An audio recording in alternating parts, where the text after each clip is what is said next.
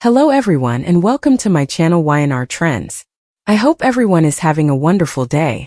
Before we begin, please hit the subscribe button and give this video a thumbs up.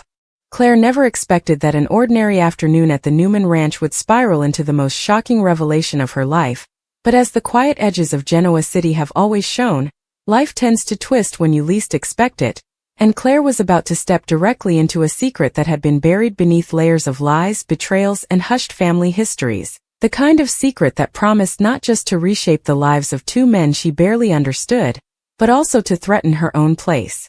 Inside the delicate, newly forming bonds she had only just begun to trust, for as she wandered down the long back hallway near the guest wing, following the muffled sound of Holden's voice, Holden, who had always walked like a man carrying too many shadows, a man who arrived in town with the kind of mystery that wrapped around him like a second skin, she froze mid-step when the air suddenly shifted and she heard Holden's usually guarded voice soften, break, tremble just enough to expose something vulnerable underneath, and then she heard it, clear as day, as if the universe itself intentionally placed her in the exact wrong place at the exact right time.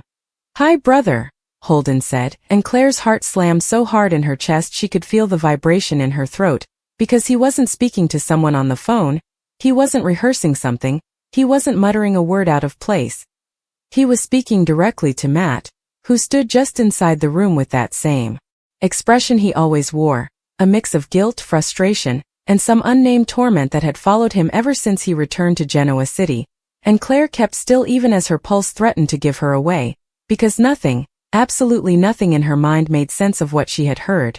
Matt and Holden were strangers, or at least they were supposed to be, and the idea that they might share a bond deeper than anyone had known made Claire's stomach twist with a blend of curiosity, dread, and something much more personal, fear, the fear that she was once again tangled in a secret she wasn't meant to hear, something that would force her to choose sides she didn't want to choose, something that could explode through the Newman family like a bullet ricocheting off glass, leaving damage she could never undo.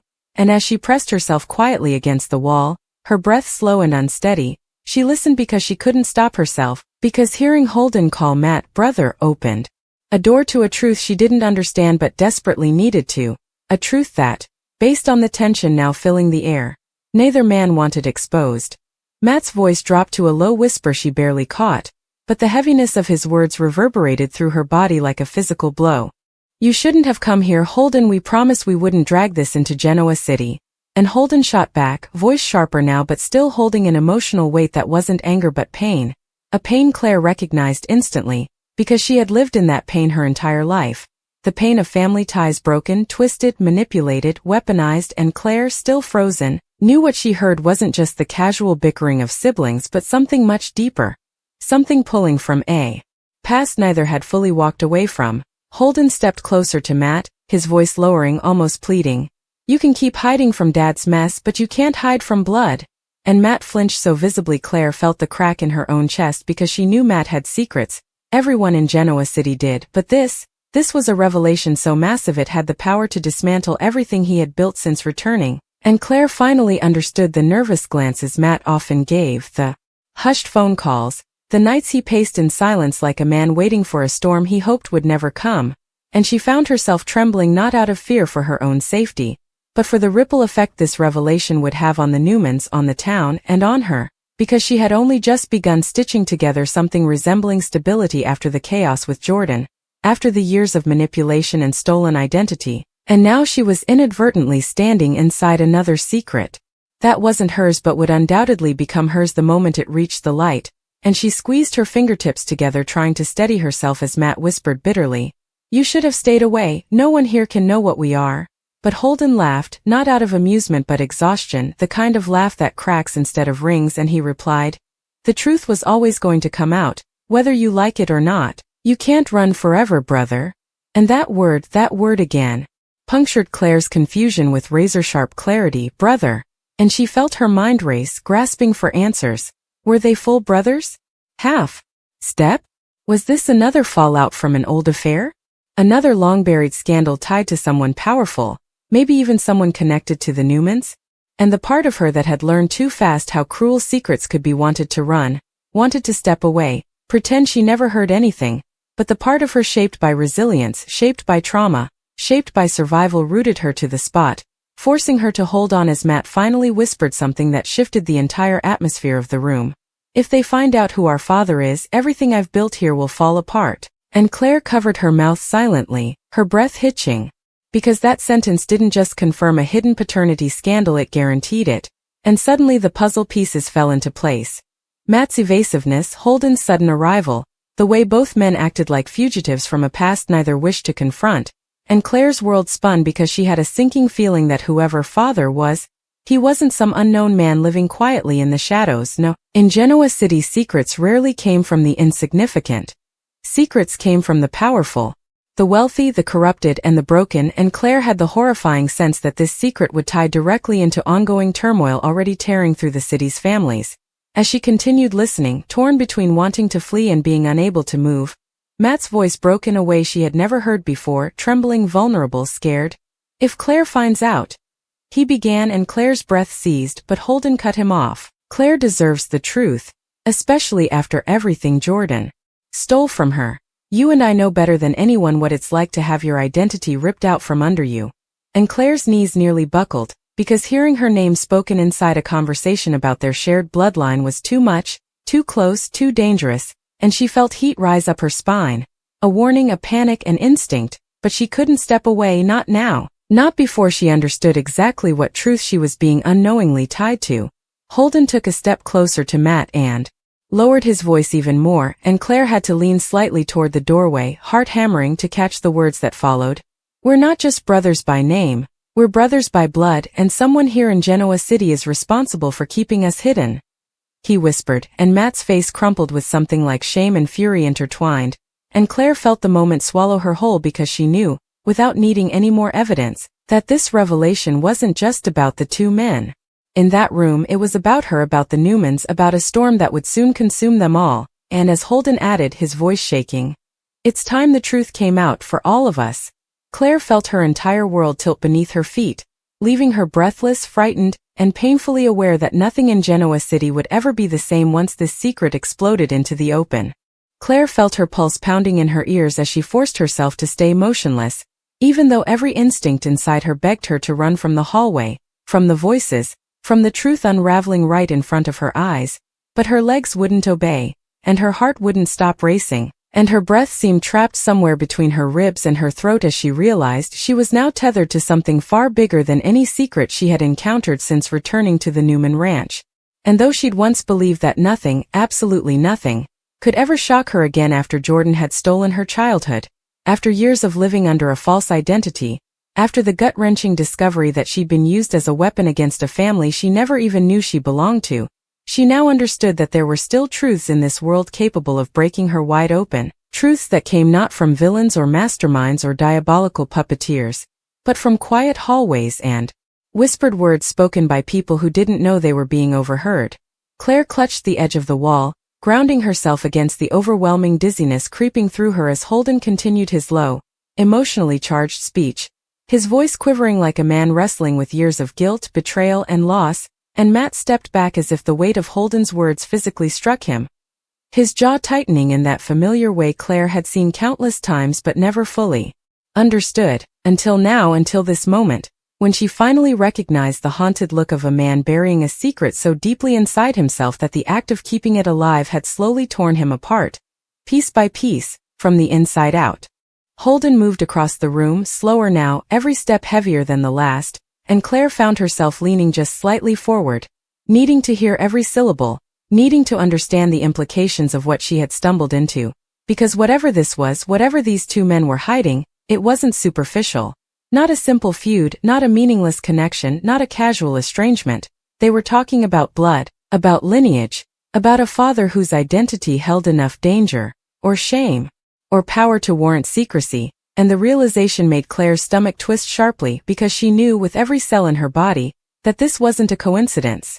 Genoa City didn't work that way, fate didn't work that way, not when it came to secrets involving families like the Newmans, the Abbotts, or even the forgotten branches of long-lost bloodlines that had quietly influenced the town from the shadows for decades. Matt finally broke the charged silence, his voice cracking under the strain of words he clearly didn't want to say. "You're wrong, Holden," he whispered. though the tremor in his voice betrayed him completely. You think this is about courage or honesty or some righteous need to finally expose the past, but it's not. It's about survival. Yours. Mine. Hers. And Claire flinched when she realized Matt was referring to her, as if her involvement in their secret was not just possible but inevitable, as though this truth wouldn't simply graze her life but shatter it directly, violently, with the force of a sledgehammer. Holden's expression softened in a way Claire had never seen from him before, not the cold stoicism he wore like armor, not the defensive posture he often adopted when anyone questioned his motives, but something achingly human, compassion mixed with sorrow. She's stronger than you think, Holden replied quietly, and Claire felt her breath catch, because this wasn't idle flattery. It was recognition, acknowledgement of the pain she'd endured, the storm she'd survived, the resilience she had no choice but to build since the day her world collapsed into nothing but lies. What they did to her, Holden continued. What they took from her. Matt, you and I both know she deserves the truth more than anyone. Matt's head snapped up sharply, pain sliding across his features like a blade. Don't, he snapped, voice suddenly hard. Don't pretend you're doing this for her. You're doing this because you're tired of carrying the past alone, tired of me shutting you out, tired of the lies. But guess what, Holden? Sometimes the lie is safer. Sometimes the lie is the only thing standing between this family and chaos. Claire felt her pulse stutter. Family. Matt had said the word as though it included her, Holden, and himself. As if the three of them were bound together, tangled in a truth she couldn't yet name but already felt pulsing beneath the surface like a storm waiting to break. Holden's breath shook as he answered. Chaos is already here, Matt. Look around. He gestured to the room, to the house, to the ranch beyond it, symbols of security and power for the Newman family, symbols Claire had been trying so desperately to accept as her own. You think the Newmans won't find out? You think Victor won't dig until he uncovers every rotten root connected to us? And what then? What happens when he realizes that the very man he hates, the man he's been hunting for decades, the man who nearly destroyed him once already?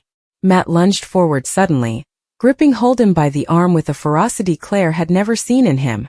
Stop, Matt hissed, voice raw with desperation, and Claire bit down on her lip to silence her gasp because she knew instinctively that Holden had nearly revealed the identity of their father, a man who, at least based on Matt's reaction, carried the kind of history that could send shockwaves through Genoa City.